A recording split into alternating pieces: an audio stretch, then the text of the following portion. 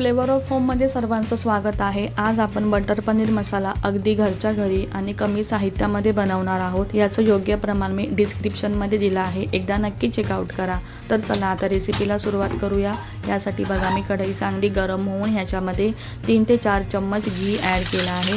घी गरम झालं की आपण यात 3 उभे चिरलेले कांदे आहेत ते चांगले हलके लाल करून घेऊया। मग आपण ह्यात तेजपत्ता सोडून सर्व खडे गरम मसाले सुद्धा परतवून घेऊया।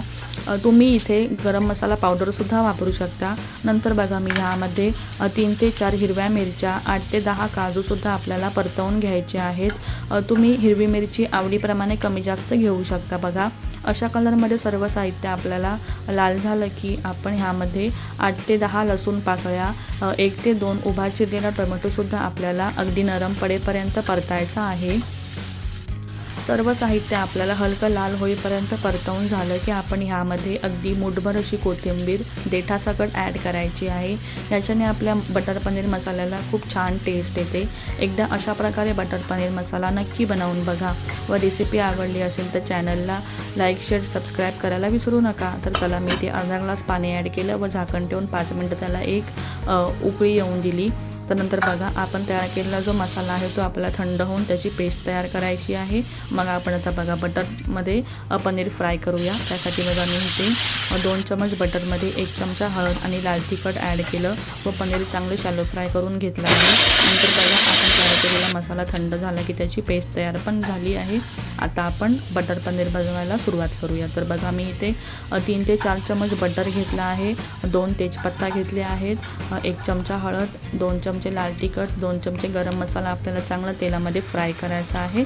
मग आपण ह्यामध्ये जी तयार केलेली ग्रेव्ही आहे ती झाकण ठेवून चांगली तेलामध्ये मिक्स करायची आहे।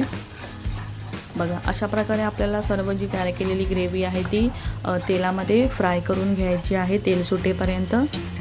बघा तुम्हाला आता ग्रेव्हीचा रंग चेंज वाटत असेल, आता आपण इथे मीठ ॲड करूया चवीप्रमाणे व झाकण ठेवून परत 5 मिनिटं ग्रेव्हीला तेल सुटेपर्यंत परतवूया।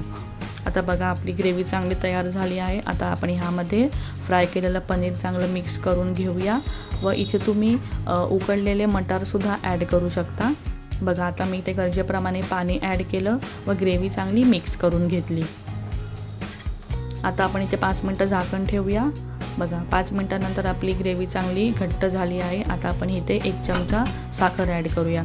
साखर तुम्ही स्किपसुद्धा करू शकता। नंतर बघा आपण इथे कसुरी मेथी आपल्याला अशी थोडी तव्यामध्ये रोस्ट करून आपल्या हातावरती अशी घासून ॲड करायची आहे आपल्या ग्रेव्हीमध्ये। तुम्ही रेडीमेड कसुरी मेथीसुद्धा ॲड करू शकता। नंतर बघा इथे मी आवडीप्रमाणे क्रीम ॲड केली आहे व आपली रेसिपी खाण्यासाठी तयार आहे। नंतर बघा वरती थोडंसं बटर ॲड केलं आहे व रेसिपी तयार आहे। तुझ्या नेक्स्ट व्हिडिओमध्ये, तोपर्यंत बाय।